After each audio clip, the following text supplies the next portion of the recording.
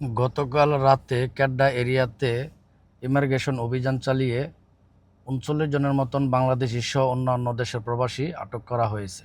আসসালামু আলাইকুম, আশা করি প্রবাসী ভাইয়েরা ভালো আছেন। আমাদের বাংলাদেশি যারা অবৈধ প্রবাসী ভাইয়েরা আছেন, আপনাদেরকে বলবো, আপনারা যে জায়গায় থাকেন আপনারা সাবধানে থাকবেন। আপনাদের যে বর্তমান যে পরিস্থিতি, আপনারা অনেকে ভাবতেছেন যে মালয়েশিয়া সরকার আবার ১ বছরের জন্য সুযোগ বাড়াইছে দেশে যাওয়ার, তো হয়তোবা অপারসি দেওয়া বন্ধ করে দিছে বা অপারসি দিতেছে না।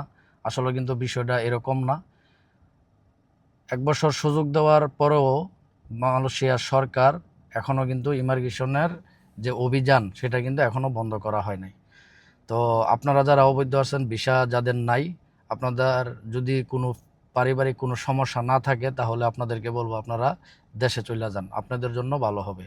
আর না হয় আপনারা যদি দেশে না যান, যদি কোনো কারণে ধরা পড়েন তাহলে অনেক বড় ধরনের সমস্যায় পড়তে পারেন। তো এরপরে যাদের সমস্যা আছে, যারা দেশে যাইতে পারবেন না, তারা মালয়েশিয়া থাকা লাগবে, তো তাদেরকে বলবো আপনারা যেখানেই কাজ করেন খুব সাবধানের সাথে কাজ করবেন। কারণ এখনও কিন্তু অভিযান কোনো জায়গায় বা কোনো এরিয়াতে বন্ধ করা হয় নাই। এখন আগের মতনই অভিযান চলতেছে, লোক ধরতেছে, অপারেশন চলতেছে, কোনো কিছুই বন্ধ নাই। তো আপনারা কাজ ছাড়া বাইরে যাবেন না, আর এমন কোনো কাজে যাবেন না যেখানে আপনি হয়তো কোনো বিপদে পড়তে পারেন বা অপারেশন দেওয়ার সম্ভাবনা থাকে।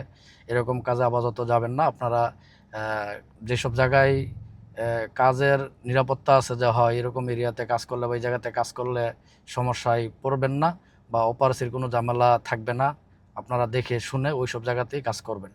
আর আরেকটা কথা বলবো, যারা বিভিন্ন জায়গায় ঘোরাফেরা এখন করতেছেন, ওই কতাইরা মাইডিন, তারপর কোলারামপুর আসতেছেন, বিভিন্ন জায়গায় আসতেছেন, এগুলো থেকে আপনারা বিরত থাকেন। কারণ এখন রাস্তাঘাটেও অপারেশন চলতেছে। যেমন বড় বড় যে হাইওয়ে রুটগুলো আছে, যেখানে রেস্টের যে জায়গাগুলো তৈরি করা আছে, ওইসব জায়গা তো আপনার এরকম দুর্ঘটনা ঘটতেছে, অপারেশন দিতেছে।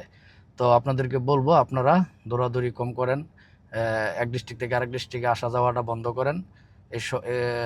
যে জায়গায় আছেন সে জায়গায় ভালো একটা কাজ খুঁজে ভালো বসের আন্ডারে কাজ করেন। তো বাইরে দৌড়াদৌড়ি কমাই দেন, কারণ অপারেশন এখন পর্যন্ত বন্ধ হয় নাই। তো প্রবাসী ভাইয়েরা সাবধানে থাকবেন, এই দোয়া করি আল্লাহ যেন সবাইকে নিরাপদে রাখে। আল্লাহ হাফেজ, সবাই ভালো থাকবেন।